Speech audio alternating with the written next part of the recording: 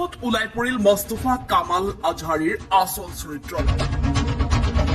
আজহাৰীক লৈ আজি লজ্জিত অসমৰ মুছলমান সমাজ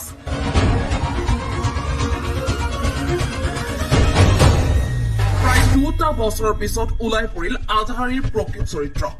অৱশেষত আইনাৰ দৰে জল পট হৈ পৰিল আজহাৰীৰ চৰিত্ৰ আজহাৰীক লৈ লজ্জিত ৰাজ্যৰ লাখ লাখ আলিম উলামা সমাজ সম্পূৰ্ণ মুছলমান সমাজক গালি পৰা আজহাৰীয়ে আজি কি উত্তৰ দিব আলিম উলামাক গালি পাৰি ভাল পোৱা আজহাৰীয়ে আজি কি উত্তৰ দিব সি আজহাৰী সি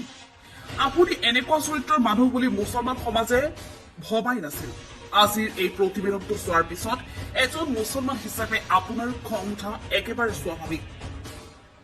যিমান সম্ভৱ শ্বেয়াৰ কৰি প্ৰতিজন মুছলমানক চোৱাৰ সুবিধা কৰি দিয়াৰ দায়িত্ব আপোনালোকৰ কিয়নো প্ৰতিটো মুহূৰ্তত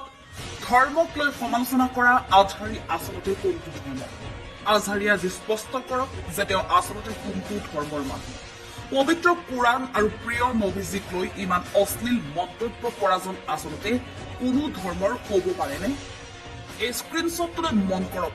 এয়া চাওক আজহাৰীয়ে লিখিছে বেছিভাগ মুছলিম ব্যক্তিয়ে ভালকৈ কুৰাণৰ এটা লাইন পঢ়িব নোৱাৰিব কুৰাণৰ এটা শব্দৰ অৰ্থ ক'ব নোৱাৰিব গোটেই জীৱন মোল্লাৰ কথাত নাচি পাৰ কৰিছে ইমান ভাল গালি জানে মুছলিম সমাজে কোনে শিকালে বাৰু চাগে কুৰাণে শিকাইছে নহলে হযৰত মহম্মদে শিকাইছে চাগে হয়নে বাৰু তেওঁৰ মতে পবিত্ৰ কুৰাণ আৰু প্ৰিয় নবীজীয়ে গালি শিক্ষা দিয়ে নেকি আমাৰ প্ৰশ্ন